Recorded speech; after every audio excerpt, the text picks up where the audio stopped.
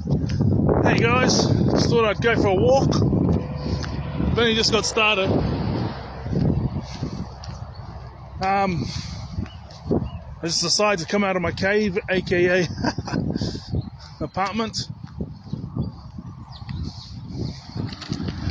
Pros and cons to everything. Once I'm gone, I'm gone. But it's I need an incentive, right? That's why I write things to do at the beginning of the day. So I haven't done any today. I wrote any today, but I've still done the habitual thing of reading a chapter of the Apocrypha. I'll probably read another chapter when I get back, because it'll be the end of that book within it. That's interesting, I'm not a black and white thinker, only because when I was younger, I'd be hard out into one philosophy or one ideology, and then I'd go from, just getting interested in it to a year later I'm invested in it. And then certain things will happen in life, and then I'll question things, and then I'd coming to the other side of the fence. Not necessarily things like big things, but just people would ask me questions and get me thinking. But most of the time I could just answer the questions with answers. But still, the fact that I was young, either older people or just people who were talking to me but had the opposite perspective, would ask me questions, and again, most of the time I could give them answers, but sometimes every here and there I couldn't. To go into the opposite ideology of whatever it was I was studying. And then 6 months later, I start questioning it, I went harder into that one. And I've done that with different sects of Christianity, and I've done that with it wasn't intentional, different sects of Christianity, and then other things like political beliefs. That's why I'm to the point where it's left wing, right wing, same bird. But the same thing, that doesn't mean you don't take notice of what's going on. And obviously, from what I see online, it seems to be the right wing, like Donald Trump and all them, who are making America prosperous here in New Zealand. When John Key was in power, they actually went into debt, but yeah. Luxon seems to be better. I don't think we're going into anywhere near as much debt as we're still getting ourselves out of it. Anyways, the power of the spoken word can last a lifetime. Got distracted. Sorry, guys.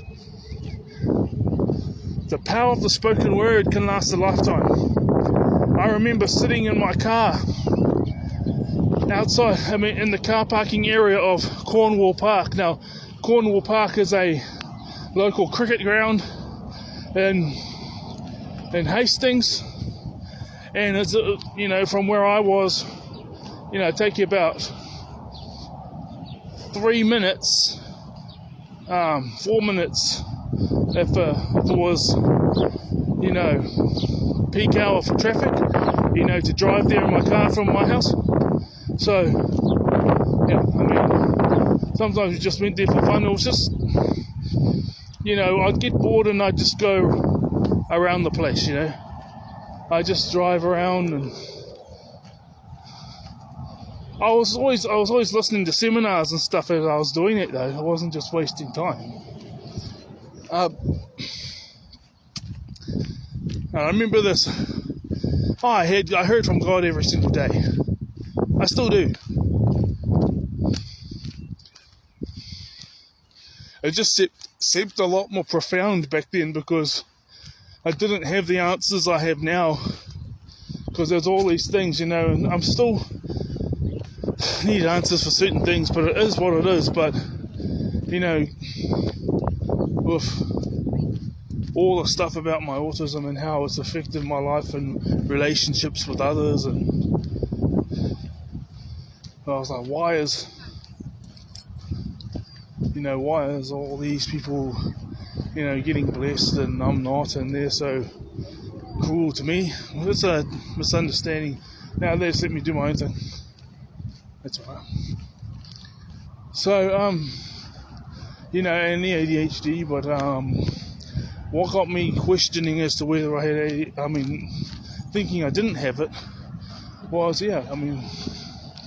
at school I wasn't the type of kid to be clotheslining all the kids when he walked into the classroom, and I wasn't jumping on top of the desk. I was the type of guy to be, no matter how hard I tried, it's not like us being lazy. Like, we literally cannot stay focused. Then we're staring out the windows, and some of us end up going to sleep. I used to sometimes think I was on the field playing rugby and scoring tries for the first 15 and all this type of stuff, and I didn't play rugby in the last 2 years because I wanted to graduate school because of it wasn't so the recession, the big crash didn't happen until 2008, and then all the mini crashes that happened since then.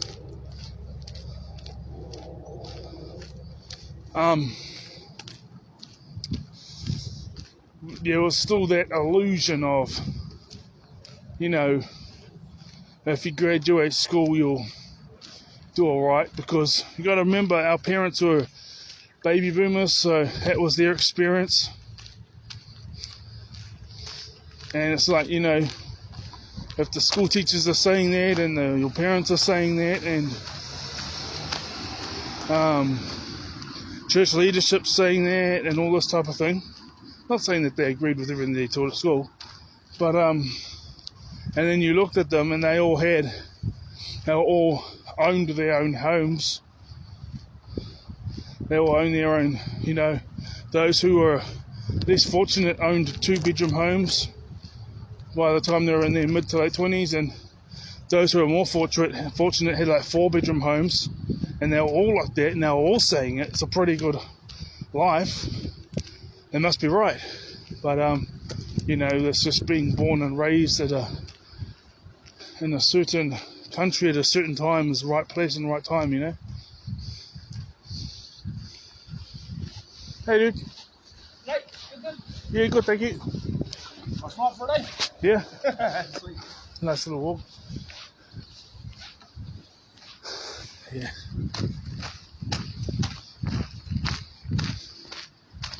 Well, I remember being in my car in that Cornwall car parking, and I remember saying, because the voice was like, if you had to pick, this was like when I was 20 years old, it's a long time ago, but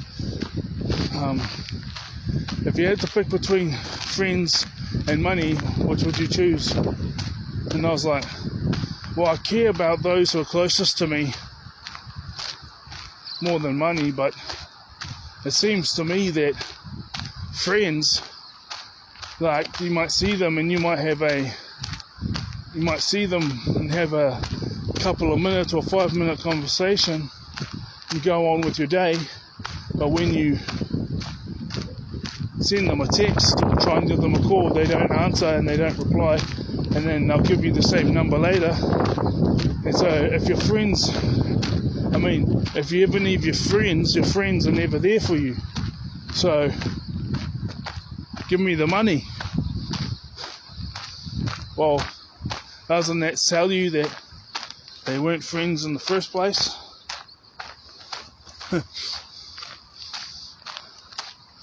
But now it's like that 2 to 5 minute conversations I used to have with a few people, they ain't even happening now, because they just know that I deserve the best life.